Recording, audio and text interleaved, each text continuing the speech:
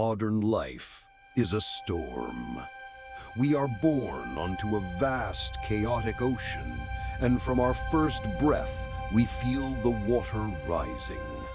We are assaulted by the noise of the wind, the crash of the waves, the endless notifications, the urgent emails, the 24-hour news cycle of emergencies, the pressure to do more, be more, faster. We feel like we are on a tiny raft, tossed violently by forces we cannot control.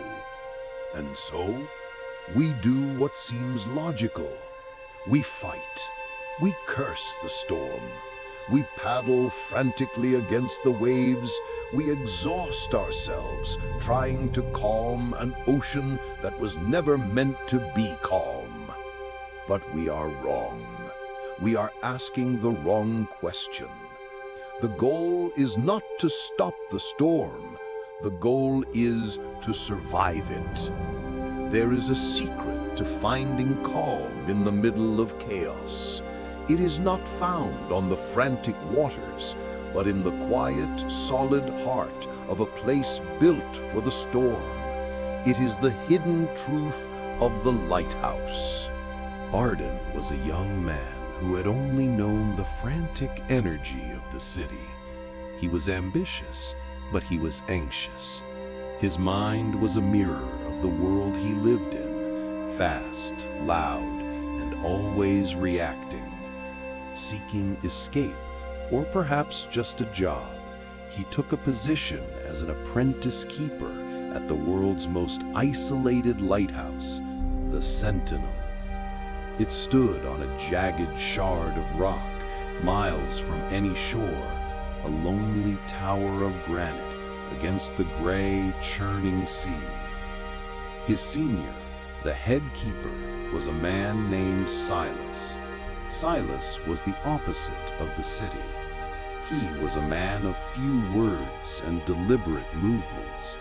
He had been on the rock for 30 years. He was less a man and more a part of the place, like the stone itself. In their first week, Arden was restless. "What do we do?" he would ask, tapping his foot. Silas would simply point. "The light, boy. We serve the light." The work was simple, but it was constant. Every morning, filter the fuel. Every afternoon, polish the great brass lens until it gleamed. Every evening, wind the massive clockwork mechanism that turned the light. Every night, watch. Arden found it mind-numbingly boring. He missed the noise. He felt useless. On the 7th day, the barometer plummeted. The radio in the corner crackled to life with a garbled, urgent warning. Hurricane force, storm of the century, all vessels seek immediate harbor. Arden felt a jolt of adrenaline, a familiar panic. "Silas, did you hear? A hurricane! We have to prepare!" He ran to the windows, checking the heavy storm shutters. He looked at the waves, already growing into monsters. What if the foundation cracks? What if the waves break the lower windows? We have to board everything up. We have to call for help. Arden was a flurry of chaotic, terrified motion. And then he saw Silas. The old man was standing in the lantern room at the very top of the tower. He was not looking at the storm. He was not listening to the radio. He had a soft cloth in his hand, and he was polishing. He calmly, slowly wiped an invisible speck of dust from the giant glass lens. The wind began to scream. A physical blow against the stone, the tower itself seemed to tremble. Arden ran up the spiral stairs. "What are you doing?" Arden screamed over the wind.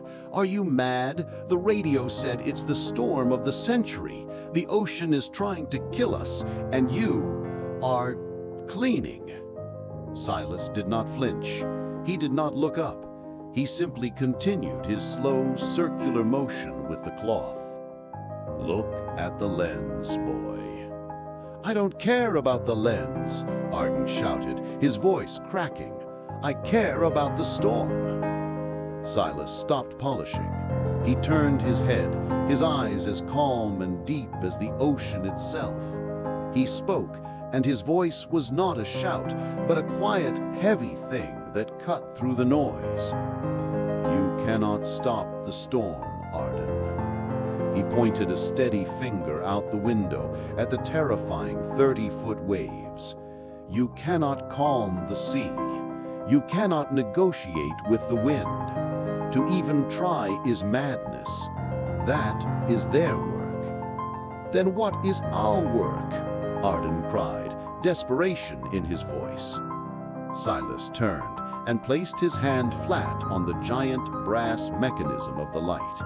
It was solid. It was real. "This," he said, "this is our work.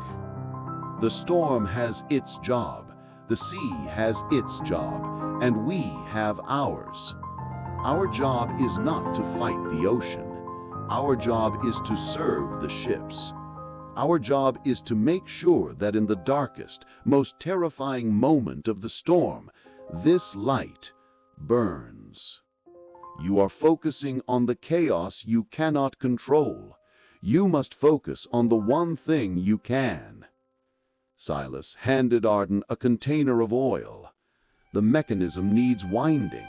The wicks need trimming. The light must turn. That is all that matters.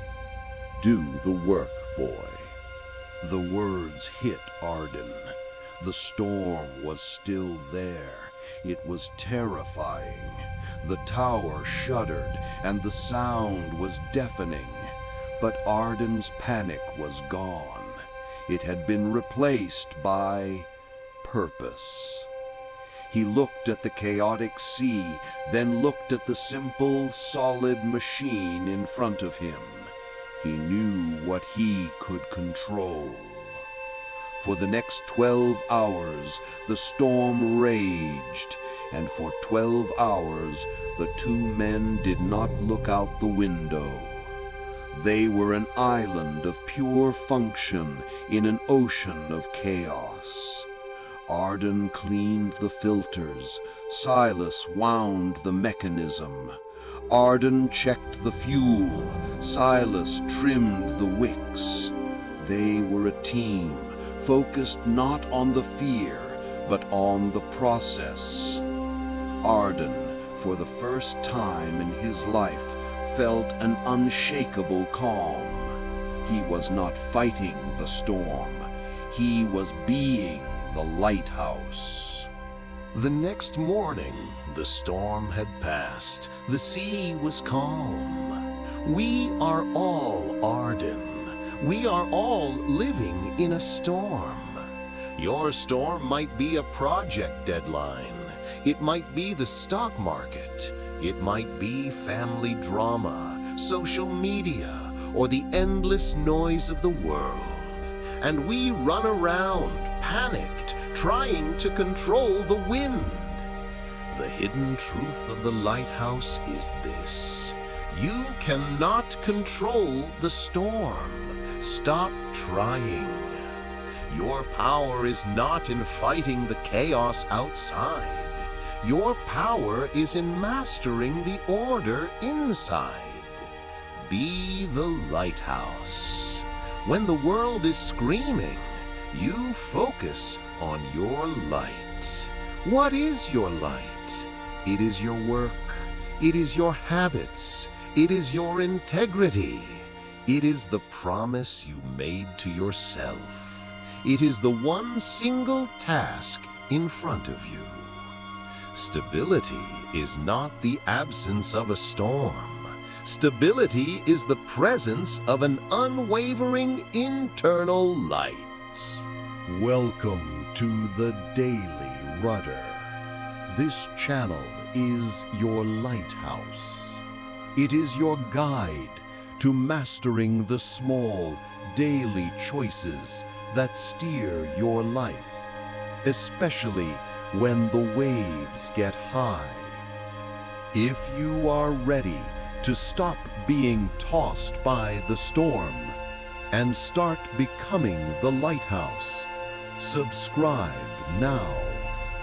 Join our community and let's learn to keep the light burning together.